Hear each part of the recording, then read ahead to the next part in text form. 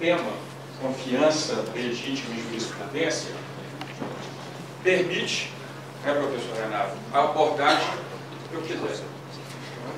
Confiança, jurisprudência. Então, tinha que dar um direcionamento,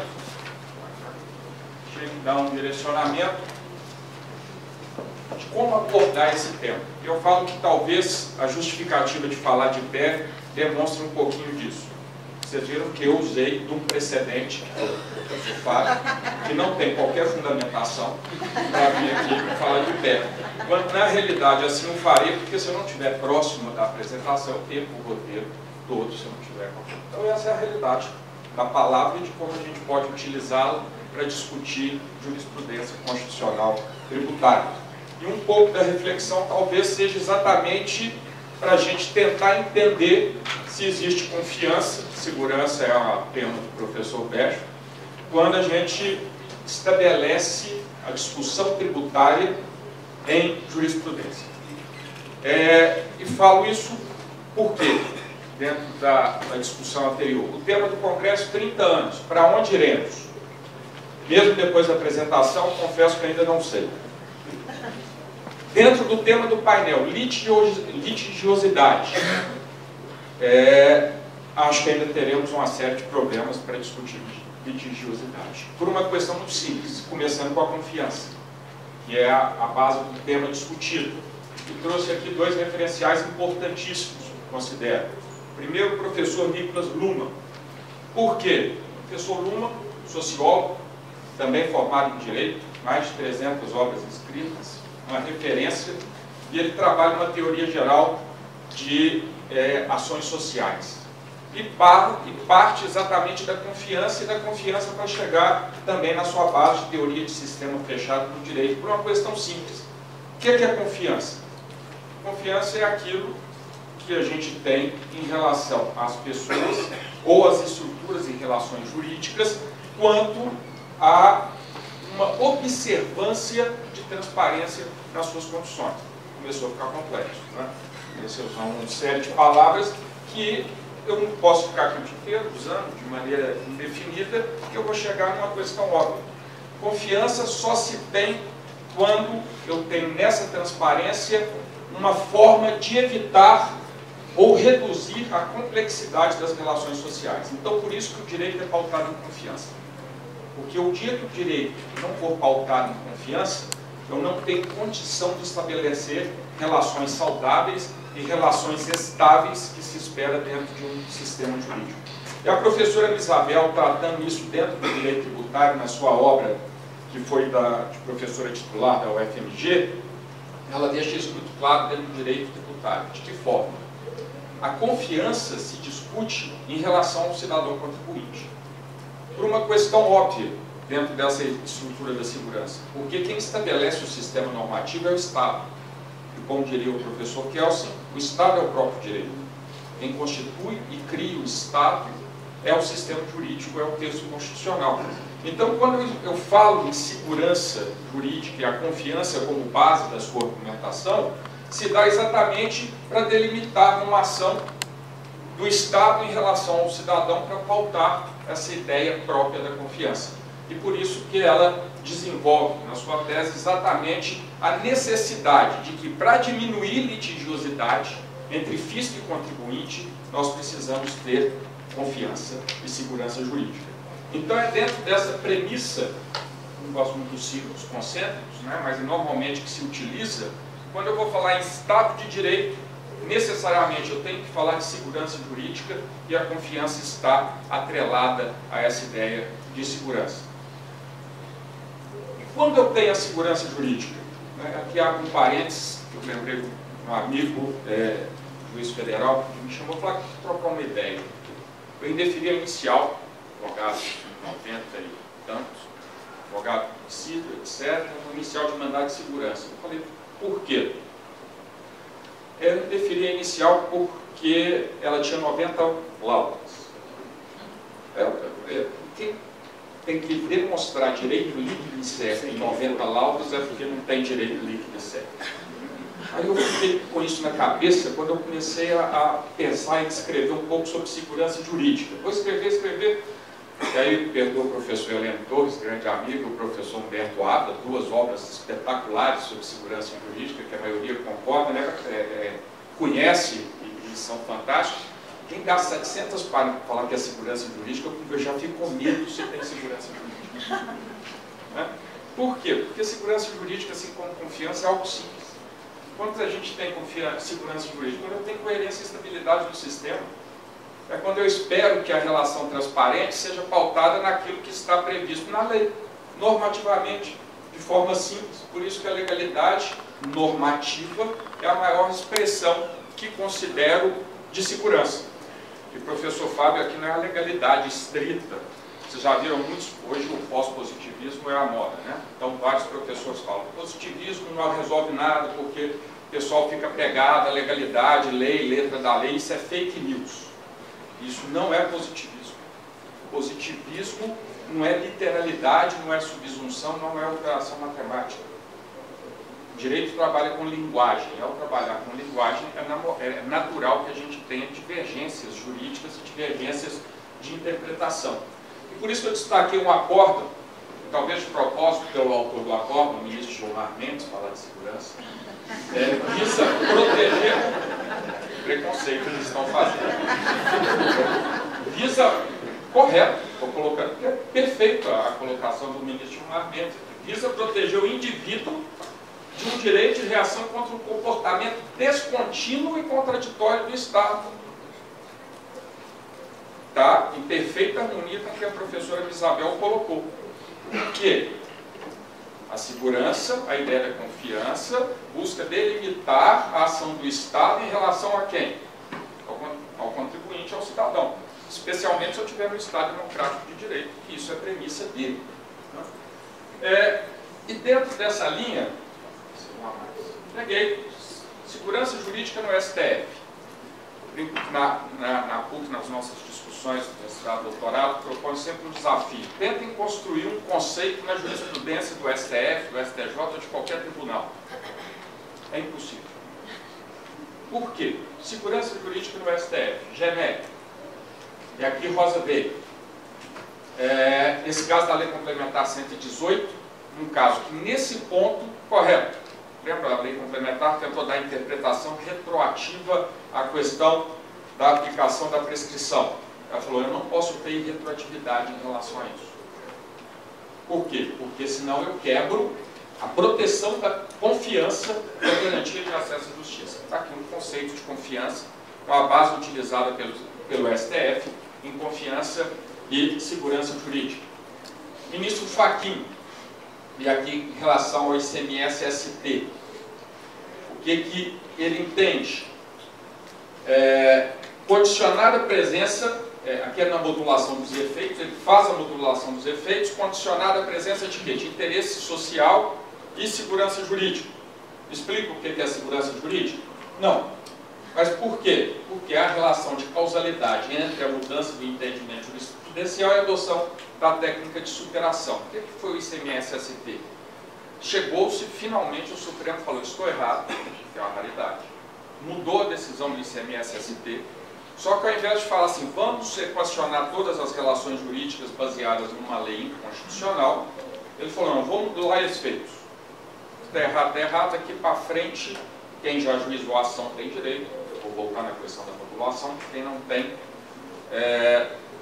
perdeu o direito anterior e vamos ajustar para frente. E fala que a ICMS-ST é só em relação ao cidadão? Não. Por quê? Porque se eu cobrar um preço de mercadoria superior àquilo que foi balizado como base da ST, o Estado também poderia cobrar diferença maior. Então o ST vale para os dois lados. Mas não, modulou dali para frente. Explicou o que é segurança jurídica ou confiança? Alguém consegue chegar a alguma conclusão do que está aqui? Ainda não. A modulação, e aqui do ministro Dias Toffoli, a modulação dos efeitos da declaração de inconstitucionalidade é medida extrema. Está discutindo aqui a devolução de uma contribuição. Ou seja, eu tenho que assegurar ao cidadão o direito de repetição de indébito daquilo que é inconstitucional. Correto. Porque se cobrou o que não devia, eu tenho que devolver. Não é assim que funcionam as relações privadas? Se alguém cobrar o que não era devido contratualmente, o que não era devido no direito do consumidor, o O que o direito privado me manda fazer? Devolver. É assim que funciona. Teoria geral das obrigações. Mas vejam que estranho, a decisão do Fachin anterior, adotada pelo mesmo plenário do STF, fala o contrário. E aqui eu vou estabelecer a modulação, falo, não, a modulação é medida extrema. Em medida tributária, se eu paguei a maior, eu tenho que ressarcir, porque eu estou lesando o cidadão. Então, essa é a tônica. Cheguei até agora a alguma conclusão de segurança no STF? Não, ainda não. Por que isso? Não sei se vocês conhecem esse rosto, essa imagem, mas é uma pessoa que tem sido injustiçada cada vez mais. Essa imagem do professor Kelsen, Hans Kelsen. Eu falo talvez um dos grandes pontos e talvez uma medida do direcionamento para falar de confiança e segurança dentro da jurisprudência constitucional tributária é que a gente precisa retomar e talvez discutir um pouco mais a ideia do positivismo jurídico normativo. Eu preciso voltar a ter confiança de que o que está no texto da lei vai ser realmente aplicado, e não numa visão tão restrita, medíocre, como às vezes se faz na crítica ao positivismo. Por uma questão simples. A confiança nada mais é, muitos o colocam como princípio, eu não vou entrar aqui em discussão de princípio e regra, para mim a confiança é só uma base argumentativa de explicar o que é segurança. Eu tenho segurança se eu tenho confiança. Eu tenho segurança se eu sei que quando eu leio um texto normativo, aquilo que está lá previsto vai ser efetivamente cumprido. É simples. E por que é simples? Porque quando eu vou à luz do positivismo, o positivismo exclui as preferências do subjetivismo do juiz. O juiz pode concordar, pode discordar no seu plano subjetivo da forma que ele quiser, mas ele não pode deixar de aplicar o que está no texto legal. Na civil law, dentro da distribuição dos poderes, não cabe ao juiz criar norma, cabe ao juiz aplicar. E aí você tem uma grande discussão, vou só simplificar, professor, porque tem um livro de filosofia, isso é só provocação, professor. Mas a ideia está centrada no positivismo para que eu tenha um sistema fechado, coerente e previsível. Isso está de acordo com a ideia de segurança? Pelo menos o que eu espero é que isso aconteça. Eu brinco de uma palestra de processo tributário, professor, não sei qual é o meu tempo, mas em Uberaba, deu exemplo, tem a satisfação que está aqui hoje presente, do meu pai, José Augusto, que é advogado há mais de 50 anos. Né? Eu também pensei em segurança no exemplo que ele deu. Discutindo com um cliente, comentou, mas essa causa vai ganhar ou não? Quem é advogado escuta isso quase todo dia. Né? O que você acha? Falou assim, ó, se fosse até o início da década de 90, ele lida advogado desde 68, eu ousaria falar, sua chance é muito grande. Hoje eu não tenho a mínima ideia. Olha, esse aqui é o exemplo de segurança.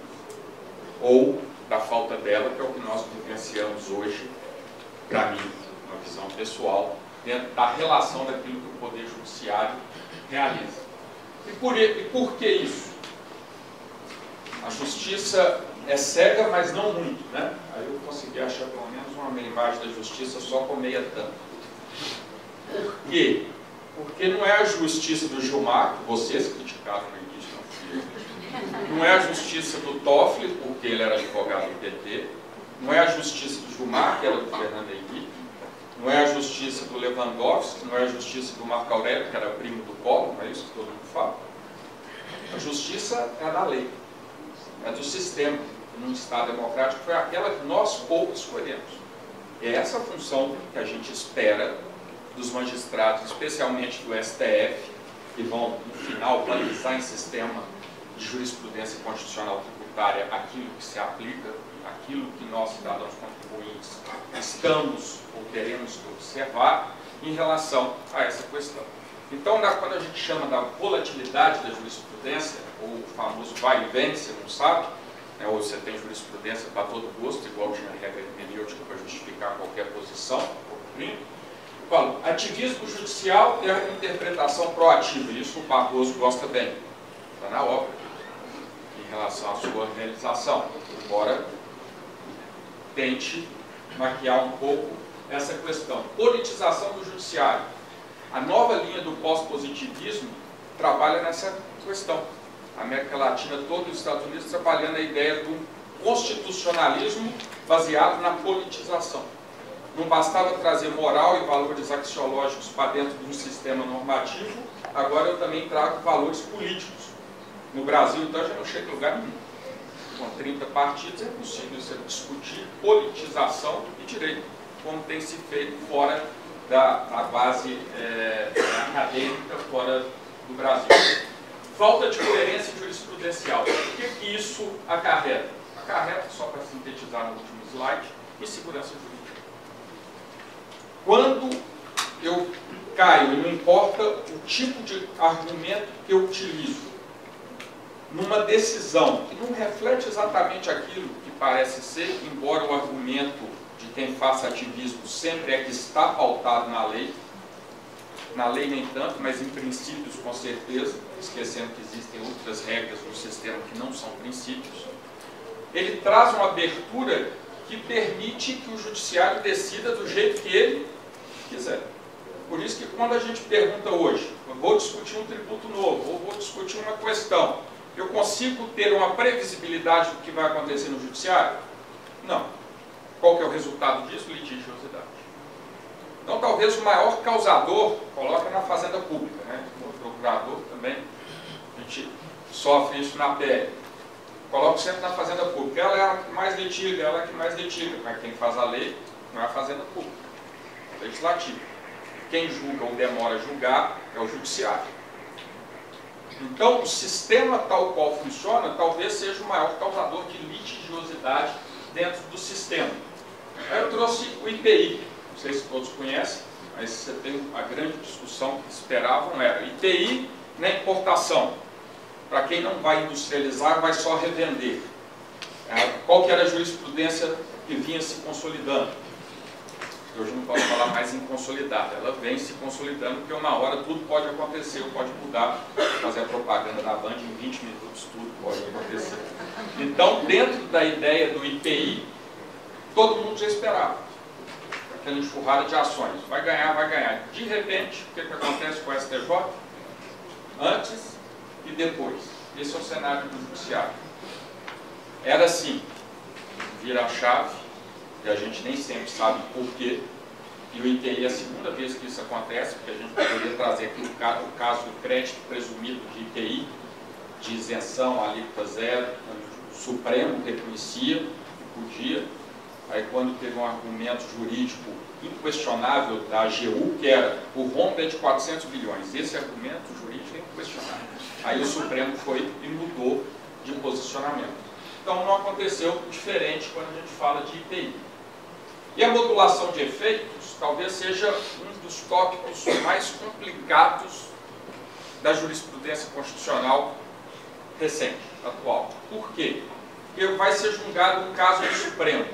O que tem acontecido para quem advoga aqui? Na véspera de ser julgado, fila de distribuição na Justiça Federal, se for tributo federal. Porque a gente não sabe se depois se julgar inconstitucional, se o Supremo vai falar se é só para quem entrou com a ação ou não. Olha o Supremo fazendo litigiosidade. Como se entrar com a ação ou não fosse critério de segurança jurídica e interesse social, que são os dois critérios do artigo 27 da Lei do Trabalho. Então, é o próprio Supremo, na sua instabilidade de falar o que é segurança jurídica para modulação de efeitos, que tem causado litigiosidade. E isso aconteceu em que caso? Volto nesse, mas nesse agora recente do ICMS na base de cálculo do 15 da COFINS.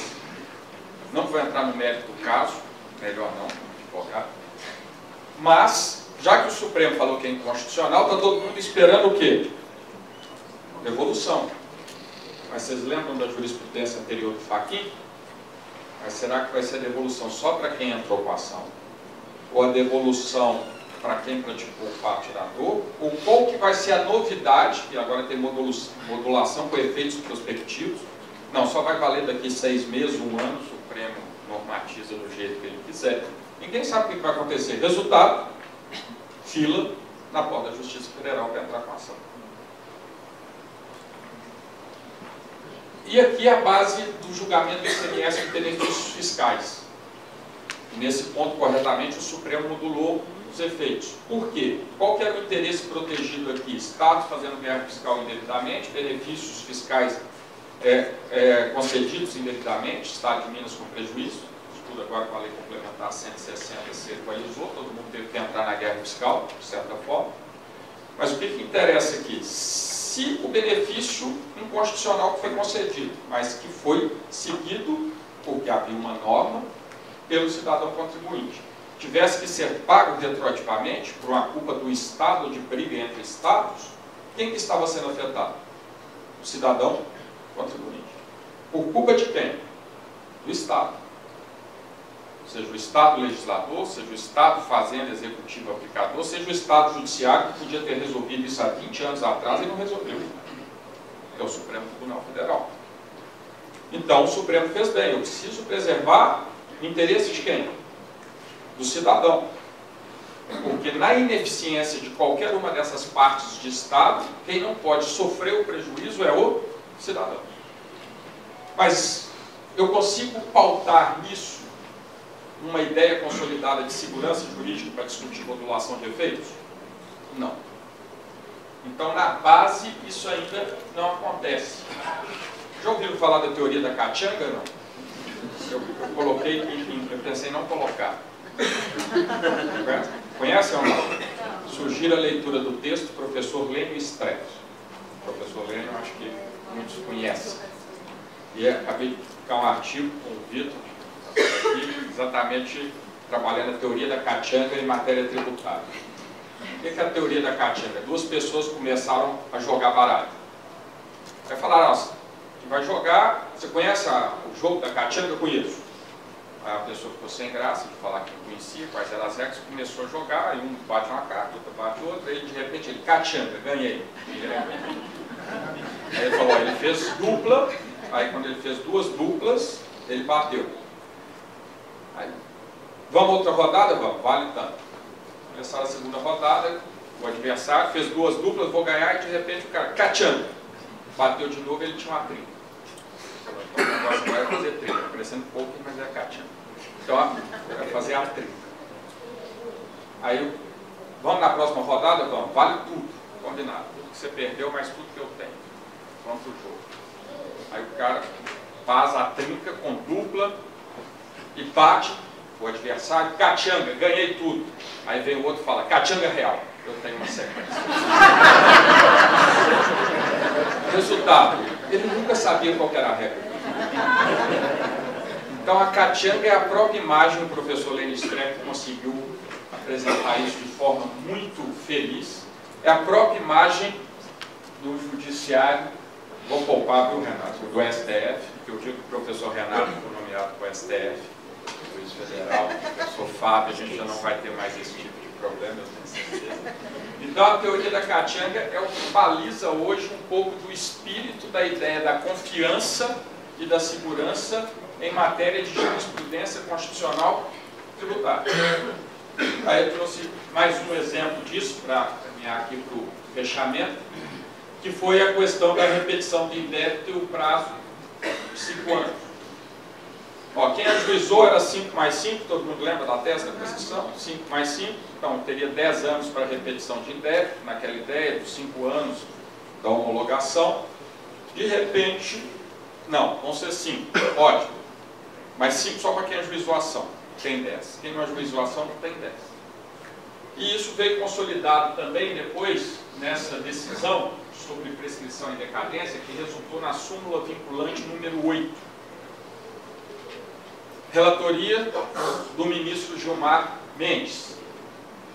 Em tese, a conclusão da súmula vinculante número 8, isso é um artigo que fiz analisando esse caso especificamente, qual que foi a base? Foi a mesma base que eu usei no precedente com o professor Fábio Lima.